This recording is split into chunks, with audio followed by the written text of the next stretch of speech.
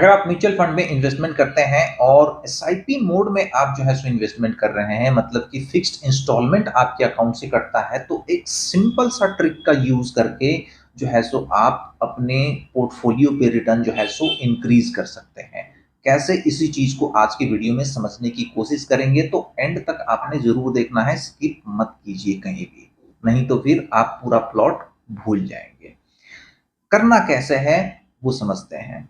देखिए, सपोज मान लीजिए कि आपको 10,000 का एसआईपी हर महीने करना है, तो जो आपको अमाउंट इन्वेस्ट करना है उसी को हम टारगेट पोर्टफोलियो वैल्यू कहेंगे। फॉर एग्जांपल, पहले मंथ आपका इन्वेस्टमेंट अमाउंट अभी जीरो है, तो आप टारगेट पोर्टफोलियो वैल्यू रख लीजिए 10,000। सेकेंड मंथ में टारगेट पोर्टफोलियो वैल्यू हो जाएगा 20,000। थर्ड मंथ 30,000, ऐसे ही फोर्थ मंथ में आपका 40,000, मतलब 10,000 से उसको इंक्रीज करना है। राइट। अब पहले मंथ जब आपने इन्वेस्ट किया, तो सेकेंड मंथ में जब जाते हैं तो आपका पोर्टफोलियो का जो वैल्यू है वो हो चुका है 12,500।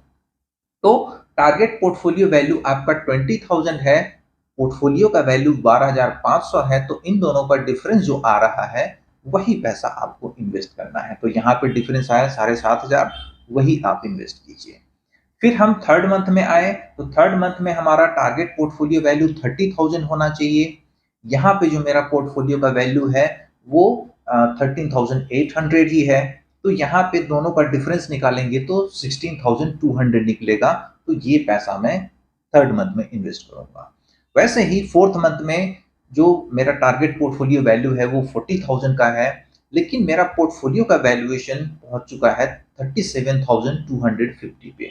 तो यहाँ पे जो डिफरेंस निकलेगा वो निकलेगा 2750, मतलब 2750 जो है सो इस मंथ में इन्वेस्ट करूंगा। और ऐसे ही आगे भी जो है सो ये एसआईपी मेथड चलता रहेगा। इसका सबसे बड़ा बेनिफिट क्या होता है कि जब मार्केट वोलेटाइल होगा और करेक्टिव मोड में होगा, मतलब फॉल कर रहा होगा, तब आपके जो है सो एसआईपी के अमाउंट बढ़ जाएंगे अपने आप ही।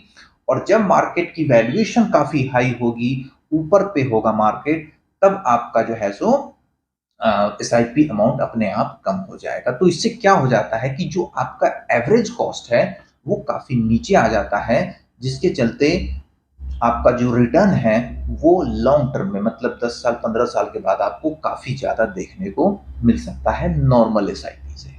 और इस जो एसआईपी का मेथड है इसको हम कहते हैं वैल्यू एवरेजिंग प्लान मेथड। आपको ऐसे ही जो है सो इन्वेस्टमेंट के ट्रिक अगर सीखने हैं तो स्टॉक शिक्षा को जरूर फॉलो करें।